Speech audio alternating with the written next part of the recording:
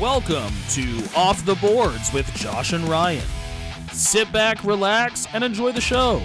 Ladies and gentlemen, welcome back to Off the Boards. I'm Ryan. That's Josh. Welcome to the last episode of the season. With free agency finalized and everything, very few things left to talk about. So we're going to talk about the last few things and kind of wrap it up for the year. The first thing we're going to talk about is Leo Carlsson. Josh, what are your thoughts on Leo Carlsson? $18 million a year for 5 years. I feel like didn't we talk about this offer sheet last week? Maybe The Ducks matched it. Okay. The Ducks matched Yeah, it. Yeah, I'm aware that the Ducks matched. I mean, the Ducks had to match it. You don't have a choice. Your team's Yeah. going to be bad regardless of if you match it or not at this point because the lack of other moves that you made. Now you're probably going to have to either trade Cutter Gauthier or cut salary cap somewhere because I highly doubt he's going to take 9. He's probably going to want closer to 12 based off of Leo getting 18. So, I mean, what a mess. Like I said this a bunch last week when we went through here. Like the defense is horrible. That Pavel Mintyukov contract, I mean, while it'll probably look good considering I believe he's gonna get better, right now on paper, like not great. But I mean, you got Tyson Hins back signed again, I guess, for league men. But other than that, your top 2 defensemen on this team are pretty good, but everyone else is pretty shit. And I said that Dorstall would have to stand on his head next year, and I stand by that. And there's just so many holes on this team. Like you're paying Chris Kreider and Alex Killorn basically $12.7 million. Frank Verano is making 5 or 4.4.5. Like you're paying AJ Greer 4.25. You still didn't really do anything, and now you're stuck paying Leo $18 million. So, I think it really looks bad on Pat Verbeek, the GM. Could have signed these guys last year, really gotten a much bigger discount on them. Didn't get any discount on Carlsson. Leo said he would have taken 12, but they wouldn't give him 12. They were sticking at 11, so... Yeah, I don't know how you argue with your first line center, franchise cornerstone, over $1 million. Like, just give him the money. Say thank you, goodbye. Well, now you're stuck paying him 18. You got no players left, and you're kind of screwed. Honestly, you're kind of screwed. Yeah, it's not a good looking sight in Anaheim right now. I mean, Michael Granlund will be off the books in 2 years, but that's $7 million off. You're still paying Troy Terry $7 million. I don't know if he's worth that. Well, next year they're gonna clear a bunch of money, but I mean, Yeah, Killorn and Kreider will come off, but I still think I think they're probably 2 or 3 years away from being actual contenders again. This team can make the playoffs, but I don't think they're gonna make a lot of noise based off the way the roster is constructed. No, I don't see that. Like, I think they're in a tough spot right now because I think you're good enough to be a bubble team for the playoffs, but you're not going to compete, and you're not going to be quite bad enough to get the draft picks you need. And now you're stuck paying these guys all this money. You can't really bring in a lot of free agents, especially if you got to pay Cutter Gauthier this year. You got some other good guys coming up next year you got to pay. And I don't know that they have the prospects to fill in. Like, they've got Roger McQueen in the AHL. Like, there's a few guys, but... They got Bennett Sinecki, but as far as, like, forwards go, they're okay. Defensively, I think they might be screwed up here. Yeah, it certainly is not looking as good as it should at defense if you want to be a contender. Well, yeah, I mean... I think realistically, Anaheim just shot themselves in the leg completely. Like, for a team that realistically was 1 to 2 pieces away from being, like, actual contenders with, like, the depth that they had on their team and the grit that they had in a lot of players, and you go from being 1 to 2 pieces away to now being a 3 to 4 year rebuild, realistically. Because you lose guys, again, we talked about it last week, you lose Radko Gudas, who, again... You know, maybe he isn't the best NHL player in the world, but he's a guy that has a ton of grit, a ton of strength. It is a tough-ass dude. He's your captain. It's a big identity piece. You know, then you go and you trade other players away that you probably shouldn't have traded, and you lose others in free agency. And then, of course, this whole Leo Carlsson thing where you want to be petty and not offer the guy an extra $1 million, and now you're stuck paying him 18 instead of 12. Like, it just... I don't know what the front office is doing for the Ducks. I think it's just an absolute fucking shit show. I saw a couple of quotes about it from other GMs where they said that this should be a fireable offense for Pat Verbeek, and I don't disagree. I think, like I said, again, a team that was 1 to 2 pieces away, and they're now fucked for the next 3 to 4 years. Yeah, just like an extra $6 million. Poorly managed. Yeah, just and again, that's extra money you could have re-signed Cutter Gauthier, and it's also extra money that they could have used to ideally retain a couple of those other players. It just doesn't make any sense. To me, at this point, what's even more crazy is, I mean, Danny Briere could do this again. There are other RFAs that he could just go, here's $18 million. Like Yeah, Adam like Cutter, Fantilli comes to mind. Cutter Connor Gauthier. Bedard, Cutter Gauthier. Yeah, well, Cutter has to agree to play there, and Cutter didn't want to play in Philly, but I guess that was a John Tortorella thing, I think. Yeah, So I bring him mean, back. maybe he'd be willing to come back now. I'm really surprised what Adam Fantilli is going to take, because I mean he's not eligible for arbitration, so he's kind of just going to be stuck. And I don't know. Don Waddell seems like kind of a dumbass, so I don't know. There's a lot of poor asset management on this team. You can't lose guys for nothing, and I mean, even if someone offer sheets Adam Fantilli, if it's Philly, you're kind of screwed there. Same thing with Bedard, but I said that last week too. Now Bedard's hurting, but we'll get into that, I guess, later. Yeah, just one more thing on Leo Carlson. The fact that not only is it $18 million, it's 5 years. So at the end of this contract, he'll be 26-year-old UFA. Like, that's tough. Because not only are you paying him all this money now, 5 years from now, you're gonna be fucked again because he's gonna have all the options in the world and you're gonna have no control over it. Yeah, that's kind of honestly the best part of that contract was it was funny because you're screwed if you do and screwed if you don't. I mean, Jason Robertson's technically doing that by filing for arbitration. If they don't come to a deal before then, he signs a 1-year max deal for whatever the arbitrator says, and then he's just immediately goes into unrestricted free agency next year and will leave. Like that's just crazy to me. So I think you have to find a way to either trade him or get a 1-year deal with no trade clause and trade him wherever the hell you tell him to go. Well, at this point, I think they should be trying to trade his rights if he's like because if he's not signing a long-term deal, then it's basically like the worst kept secret that he's just gonna leave next year and go somewhere else. So I don't know why you'd even like Well, I think humor that. if you can get him on a deal this year, and he'll be a UFA the year after, which sucks. But I think you'll still get more value for him if he's playing up to like the deadline and trade him at the deadline for something. Because on a 1-year deal, that makes for a fantastic rental as well, right? So maybe that's what you do with Robertson if he's not going to stay long term.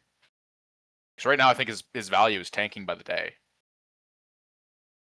Yeah, Right? I mean that's just kind of the thing, really. I guess. I mean, the NHL in a nutshell, basically. I mean, they put these rules in place, and you kind of do whatever you want. Like Danny Briere played within the rules entirely, and still a mess either way. Yeah, it's definitely a tough spot for anybody to be in. Yeah. But I think you just gotta cut your losses and do what's best for your team. If you're Dallas GM, and if you're Well, Robertson, you just gotta do what's best for you and take the money. Because I'm not sure Dallas is a great team, but they're pretty good. I think they're gonna keep falling short. I don't know that they win a cup with this roster. I Yeah. think they're right on the cusp. Maybe they're the Carolina Hurricanes, and they'll keep losing and losing and losing, and then eventually they'll break through. But it's a tough beat, especially in that conference. You're always going to be playing in that division as well, playing the Wild, playing Colorado. You're going to have to play Vegas probably at some point, play Edmonton, like the Kings maybe. Like all these great teams are in the West that you're going to have to fight through. They're all contenders. And Dallas is in that mix, but I just don't know that they have that extra step. Yeah, I mean that is definitely fair. I don't know. Like there wasn't really a lot of big moves this week. I mean, what's it called? Why can't Claude Giroux went back to Ottawa? So Yeah. that happened. But yeah, Good I mean, for Ottawa, I guess. yeah, and then a lot of players just got their minimum contracts or re-signed for $1 million. Yeah, So it's small name stuff that. pretty much, the Leafs made a coaching hire. Well, they kind of cleared house on a couple of guys and then brought in a couple others. So Yeah, what do you think about? Yeah, Daniel Alfredson coming to Toronto to replace friggin' Derek Lalonde and what was his name? Van Brusk or Van Ryan, whatever his name was. They fired both of them. They brought in, I believe it was John Gruden's coming up and Alfredson. So on the team now too. I mean, I don't know what capacity he's gonna do because they're kind of keeping it tight to the chest. I mean, he was Ottawa's power play coach, I'm pretty sure, and in the playoffs last year, Ottawa's power play sucked. In the regular season, I'm pretty sure it was okay, but I don't know. It'll be interesting. John Gruden coming up. I mean, I'm kind of surprised he wants to be an assistant, considering he was kind of in line for the head coaching job until he hired Jim Hiller. So I don't know. I mean, it's interesting to see what the Leafs are doing, but I still expect more, and who knows when that's gonna happen. I know that Wickenheiser is also no longer an AGM. They tossed her, so they're She moved on. Chaika's really reshaping his office. I mean, they Yeah. hired, was it Steve Sullivan? That's the new Marlies coach, I'm pretty sure. So it'd be interesting to see how that goes. But Yeah. um Yeah, I'm not surprised that Cheka's cleaning house. You know, new GM coming in, wants to make an impact. Got the Gavin McKenna, which was great for his stock, but you know, you have to get all your guys in, and I don't know that I trust Cheka to do it necessarily, but I just don't like Cheka. I mean, I'm kind of curious who Anthony Mantha and Patrick Kane are going to sign for. Like, Anthony Mantha still being in the open after having a 64-point season is kind of crazy to me. This guy who's 6'5". I think he just had 33 goals. Like, this shouldn't be a guy that's sitting on July 12th without a contract. Yeah, maybe he just wants to play for a specific team. Maybe he's just taking his time thinking about it. It's not like he had a history of scoring like this, right? So maybe teams are a little bit hesitant, thinking maybe it was flash in the pan kind of season. But I mean, uh, his contract was bonus laden like crazy. So that's why he scored 30. It's also a yeah, prove it deal considering he signed for 2.5 and had like another 4 million in bonuses that he hit. So yeah, I don't know. That's an interesting one. Same thing with Kane. I'm surprised Kane hasn't found a team yet. I mean, there are well, teams that still have money.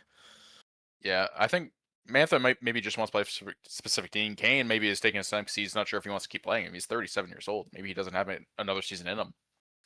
Well, I mean, there was rumors he was going back to Chicago, which, they get $29 million in cap space and still need to sign Connor Bedard.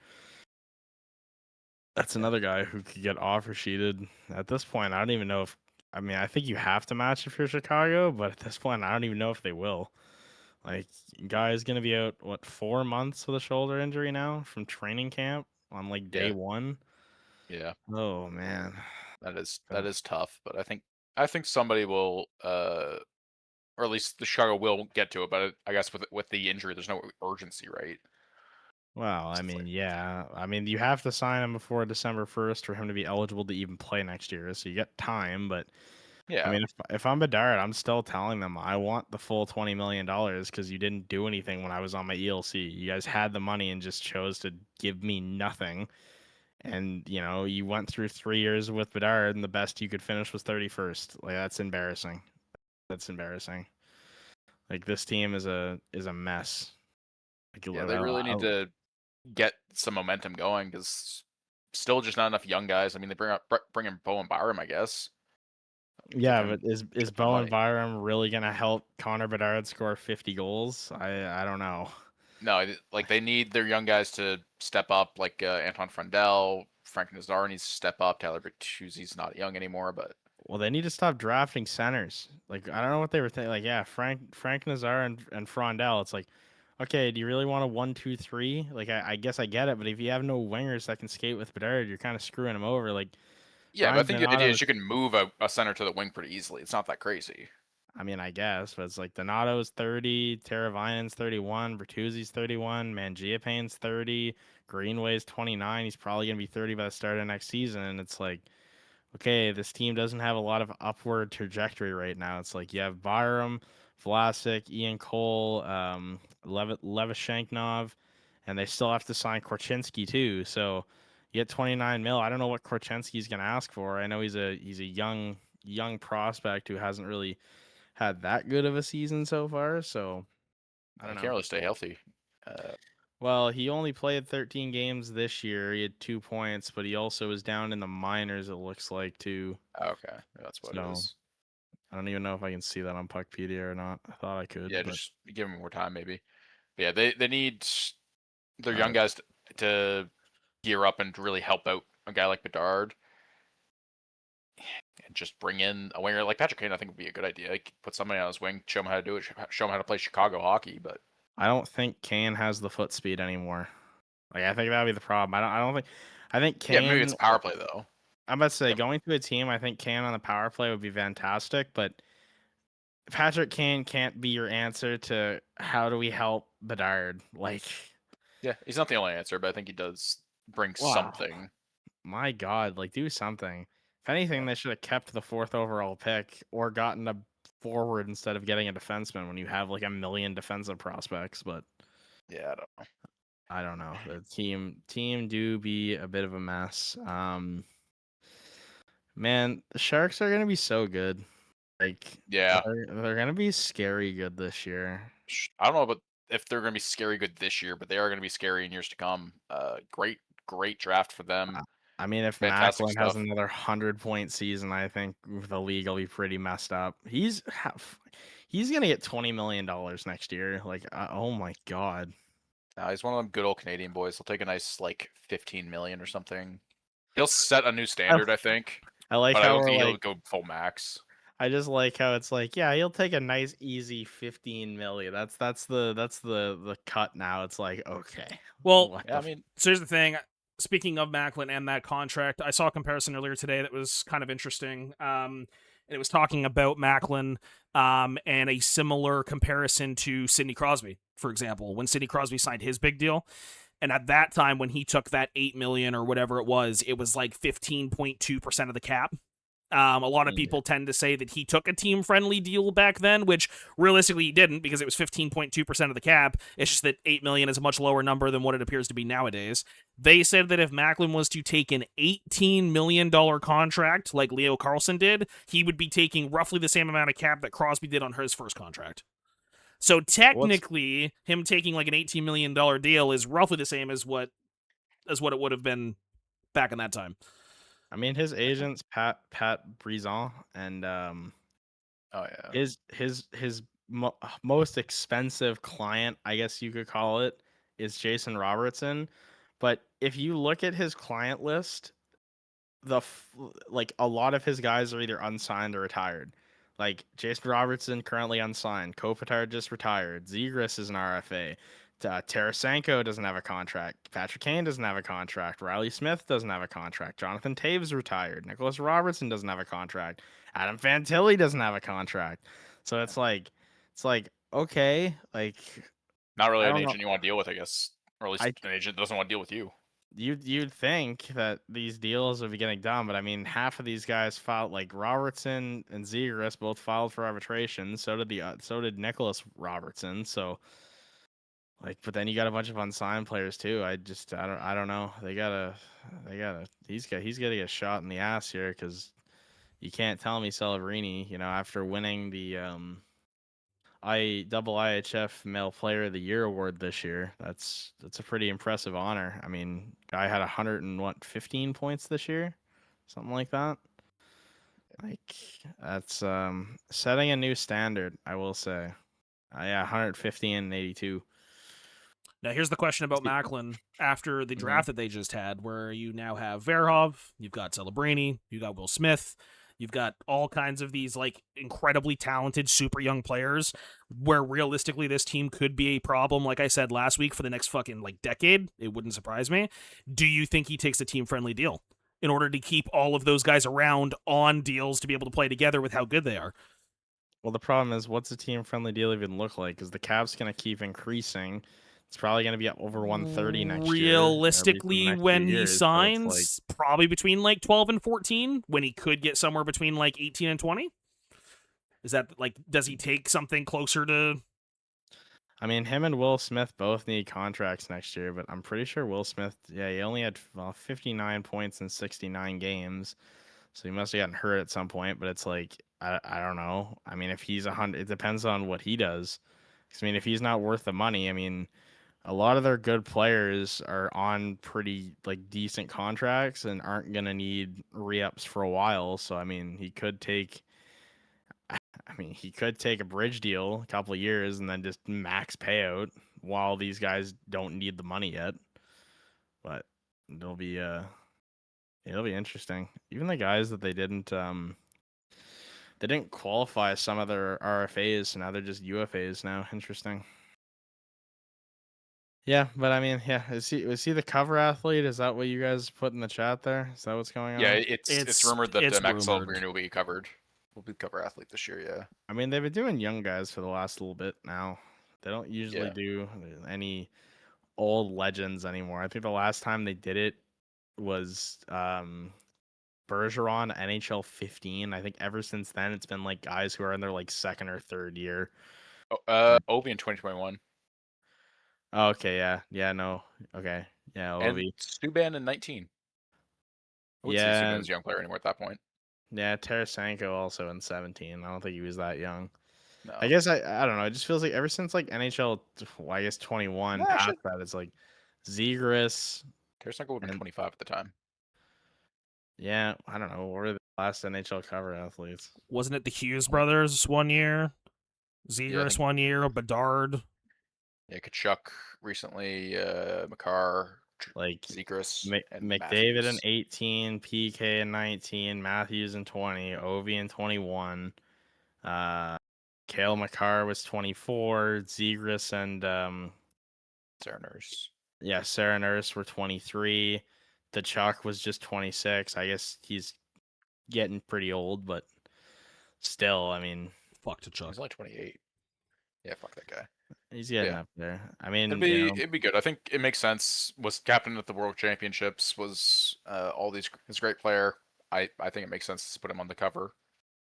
I Gets mean, younger kids wanting to play the game, so they see like younger players they are growing I up to think learn that's why about. they put Zegras on in 23 because Yeah. he Yep. was doing the Mishy and everyone's like, "Oh my god, look at him."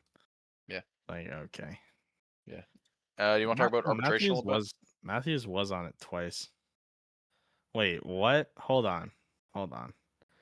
Jay Fresh, only 2 of the past 26 EA Sports NHL cover athletes have made it to the second round of the playoffs the year they were featured on the cover. It's the cover curse. This is why this is a common Okay, thing that people talk about.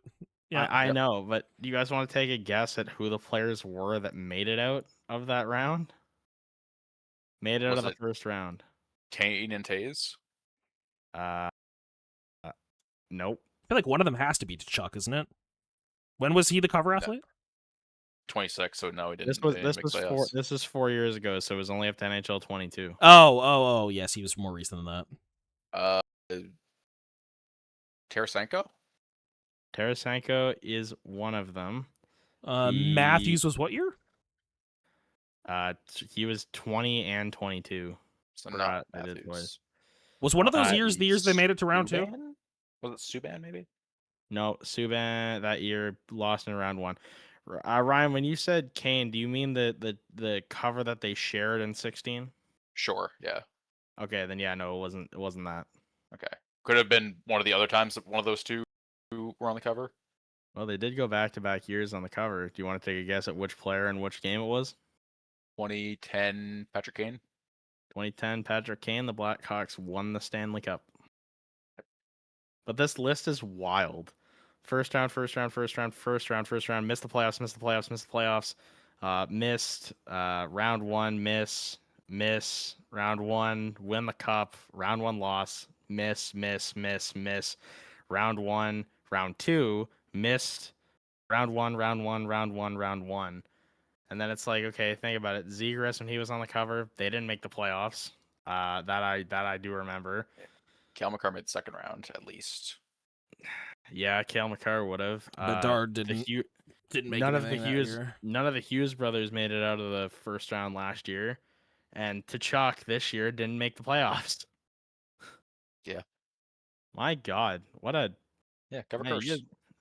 I didn't think the cover curse was actually a thing until I'm Oh looking yeah. at this list now and thinking about this, and it's like, wow. Yeah, because that would have been what the NHL 24 game. That's the 2024 playoffs. 2024 NHL playoffs. Did Colorado make it out of the first round? Yeah. Round 1. Yeah, they did. They beat I forgot they beat the Jets that year, and then they got caved, I think, after that. Yeah, they got beaten round 2 by the Stars. So 3 guys since, I mean, that was what, 2026. So now we're up to what, 30 athletes. Only 3 of them have made it out of the first round. That's nuts. We want to talk about the the Stanley Cup drama. We can talk about it. My thoughts first. Go ahead. I don't give a shit. You don't But give a shit. the amount, like, I understand, there's a great honor for the players, the coaches, and the staff that are on, whose names are on the cup. It is a great honor. There are strict guidelines on how players can get on the cup. If the other names are always bullshit anyway. It's always bullshit. It's a bunch of front office people I've never heard of that, like, oh yeah, they work for the organization, so their name goes on, and that's fair enough. But I don't give a shit that his wife and his kids are on there. There's a lifelong staffer that didn't make it on. There's also a player that played 38 games with this team this year that didn't make it onto the cup. What Like player? that to me is unacceptable. Hold on, I'll look it up. Do I think those people should be on it before the family? Absolutely. But I know there's a limit to how many people can go on. The owner runs the team. He's gonna make some bullshit, and I'm not gonna get in a tissy because some 5-year-old kid's on the cup. It's not worth my anger. Joel Nystrom played 38 games with them this year, and didn't get his name on the cup, which is wild to me. He had 10 points. He was +6. I mean, that's kind of unacceptable. Why did he only play 38 games? Is it because he was bouncing between the AHL and the NHL?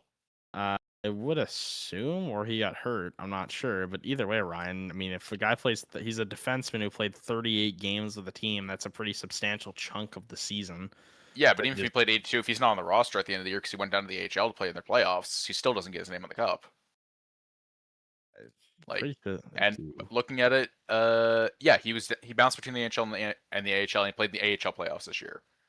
Yeah, that guy doesn't get his name on the cup. He played 38 games, and that's great. He had 10 points, but like, that's just the way it is. That's how it works. Could you have put his name on there?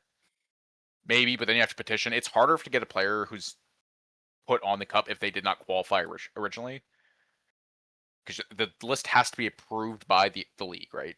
The league approved putting these family members' names on the cup. When it's a player, they tend to be like, well, no, he didn't meet the requirements. Or there's a requirement for a reason. So, I mean, and I understand not putting a guy that played as much in the AHL as he did in the AHL and played in the AHL playoffs versus not playing in the AHL playoffs. I understand not putting him on the team. I still think he probably should have made it over these players. If I was the owner, I probably would put him over my son for sure. He deserved it. My son doesn't deserve it.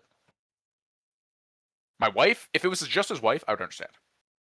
Because there's something to be said for wives supporting their husbands when they're putting all this time, effort, and like, he couldn't do what he had done without his wife's support. If it was just his wife, I would 100% support it.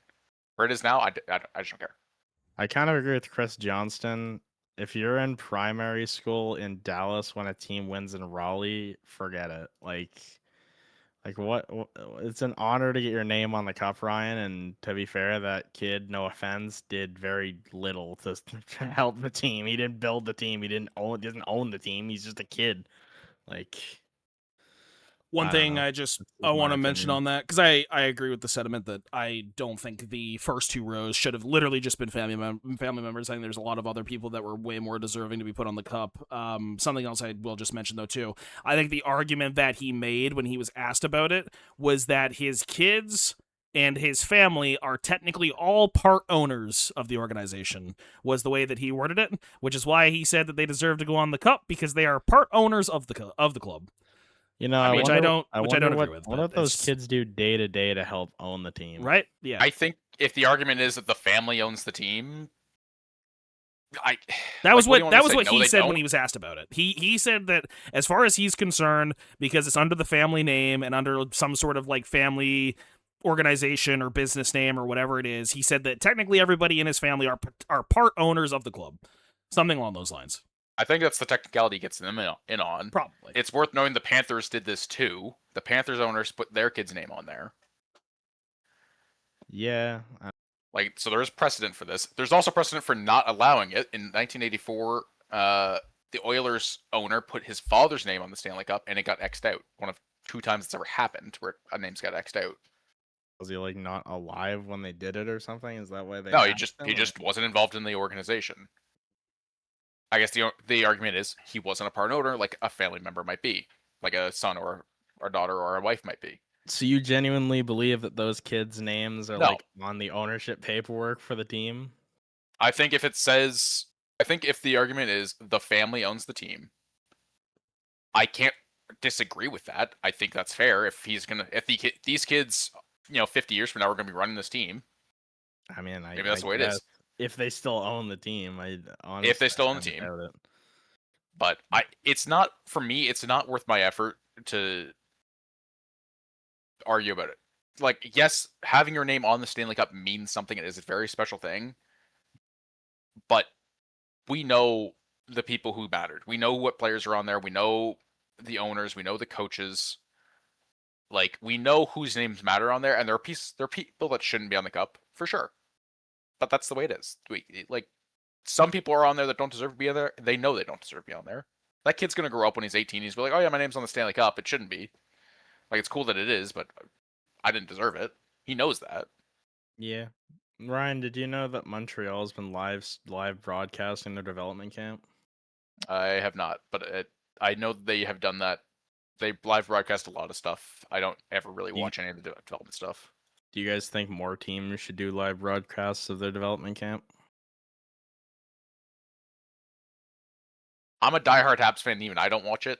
So, like, if you want to, I guess there's always some people that will watch it. But I don't know. If I was an owner and it was my team, I don't know if I'd put the effort to do that, knowing that, like, who cares? And also now other people can see the team like working out. Oh, you get to see what the players are gonna look like, and maybe you go, oh, maybe this guy can make the team. You know what I mean? Yeah, but then you also have other teams looking at them like, oh, well, they're doing this, they're practicing this. Oh, these are tactics. Okay. Wow. I mean, Montreal made it to what, the Eastern Conference Final, and they seemed like they broadcasted it last year. So I mean, obviously, it didn't hurt them that bad. No, like I said, who cares? If you want to, sure, but maybe it's not worth the effort for some teams because I can't imagine the Habs development camp is getting that many viewers. I mean, I think it depends. I feel like some people probably do. Like, it really is just. Oh yeah, like I know my mom's watched like some of the, so they show like some scrimmage games too. Sometimes I'll tune in for a scrimmage game. I'm not gonna watch them run drills. Like, I have other things I can be doing. Yeah, I feel like that's fair. Like, I'd rather watch the World Cup than watch the Habs Dev Camp. Would you want to watch the Leafs Dev Camp? Like, would you sit there for 4 hours and watch the Leafs Dev Camp? Well, right this year probably. I mean, Gav Okay. McKenna, watching him, seeing what we're getting, at least when it looks like how he looks as an NHL guy. I mean, might be pretty interesting. So 15 players filed for arbitration. What do we think? Some of them, a lot of these are like decent sized names. Jamie Drysdale, Jet Greaves, Peyton Krebs, Jason Robertson, Kirby Dach, Connor Kirby Dach, Michaels, Cole Trevor Perfetti, Zegras, the Solinger. Robertson brothers, Akira Schmid, Yeah. Zegras, Cole Sillinger. I mean, let's be real here. Who's the arbitrator going to side with, the team or the player? Do you want to go through the list of the interesting ones? Sure, you name it. I'll give you who I think. Kirby Dach. Probably with the team. So what do you think that deal looks like? Maybe $3 to $4 million. Kirby Dach just can't stay healthy. Fair enough. Jamie Drysdale. I think they'll meet somewhere in the middle, maybe with the Blair. I think Drysdale's a little bit better than the Flyers. Do you think that, because remember, these are 1-year deals, so what do you think it looks like? I'd have to look at the stats. Oh god. What's Jamie Drysdale been up to this year? 32 points this season as a defenseman. Maybe 4 to 5. Maybe 4 to 5 million. You think so? You think a defenseman that puts up 30 is only worth that now? 24? Maybe 5. A little more. I don't know. The cap has gone up so much. I don't really know what a player is worth anymore. It's All right. so 11 to 12 arbitrary. is the new 4 to 5. That's kind of where I'm at, honestly. No, I don't think he's worth that much. But Jet Greaves. give that guy the keys to the Same. city. Yeah, maybe. Maybe 55 games, 908, 260. I think this side with him and give him like $6 or $7 million. All right, let's go to the interesting one. Jason Robertson. $15 million. Siding with the player. What's crazy is like he had that offer and just was like, no. Yeah, I think that's why. I think it's like, okay, yes, you should get a lot of money. You're not getting $20 million. Jason Robertson just confuses me. I don't even know what to make of that whole situation. It's like, what do you want, dude? Like, he was offered the money. He was offered like this like an insane amount of money to stay in Dallas, and he declined it. It's like, okay, are you looking for more money? He was offered more money elsewhere and declined it, and it's like, okay, well, are you looking to contend? And, like, he's all over the place. I got no idea what that guy wants. I think it's a bad. Like, I mean, you mentioned his agent earlier, and all the players that his agent has that are free agents still. I think maybe it's just a bad agent. Yeah, how many players? How many players on this list are on the arbitration list? That's a good question. There's a handful. There's at least a handful of the 15. Like a third of them, I think, roughly. Wait, do they have different agents now? I'm so confused. Why is the agent thing might be broken on Puckpedia because it's saying when I go to the player, sometimes the agent doesn't line up. Yeah, I mean, maybe he gets 16. Oh, maybe Jason and Nick might have new agents. Maybe that's what's happening now. Zegras doesn't though. Zegras is still with him. If you use Leon Draisaitl as your comparable, because they had Robertson had 96 points, Draisaitl had 97. Draisaitl starts making 14 this year or last year, so maybe you give him 15 with cap going on. Yeah, or maybe 16. Fair. What do you think Nick Robertson gets? A handshake and says thanks for coming out. All right. Well, Florida's got $1 million in salary cap space. What do you think Akiri Schmid takes? Played 38 games last year. I think he gets $2 million, maybe. Oh, so we're gonna force Florida to make a move? Hell yeah, I love it. All right. I mean, the team could just say no, thanks. I don't want you at that price. I'm pretty sure when they file for arbitration, it gets locked. Like the team doesn't have a choice. That contract is on your books, and once it is signed, I'm pretty sure they can't trade him for the year. So it's not even like they can get rid of him. He's stuck there for the entire year. Like that's the crazy thing about arbitration. Trevor Zegras, what's Zegs gonna make? I mean, 67 points this year in 81 games. Says he found his love for hockey again. Based off of his point total, I mean, you could agree with it. This was his statistical best season across his career, which is kind of insane for a guy who was on the cover, but you know. Does he get 10, Ryan? I was just looking up. The team can walk away from the player, but they become a UFA if they say no. Oh, interesting. I don't know if it's 10. I think it's close, though. I think it definitely has to be close. For Zegras? Yeah. I think it has to be close. I mean, like 67 points, 81 games. Comparables put him around 7 to 8 to 9 in that area. Yeah, I think it's close. I don't think it's quite 10. I think it's close. Yeah, knowing that the cap will keep going up. Yeah, but you 9? know these deals 9.5?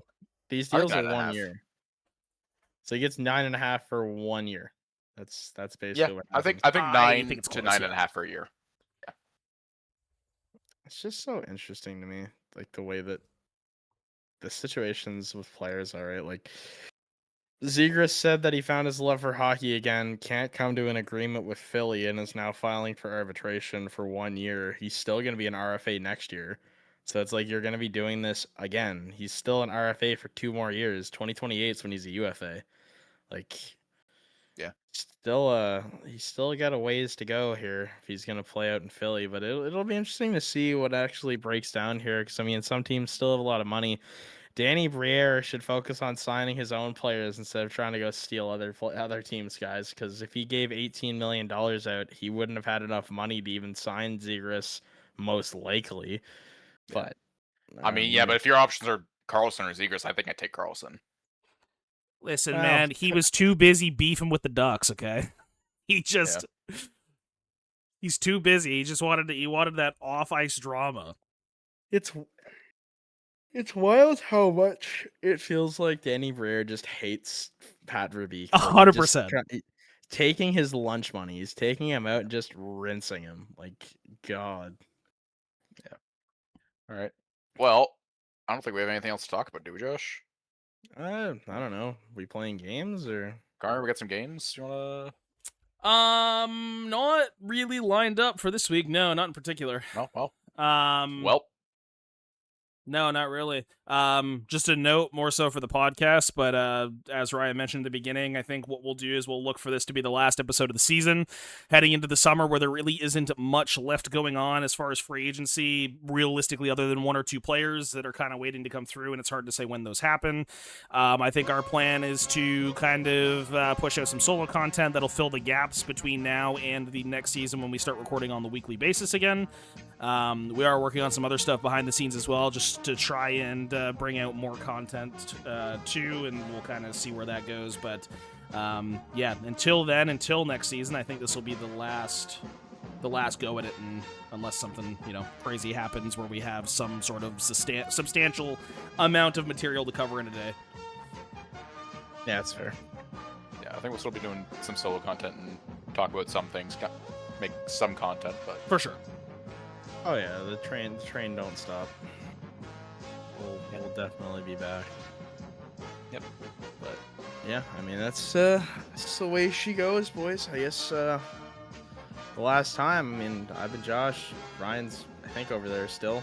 Connor is here, and we'll see you when we see you, I guess.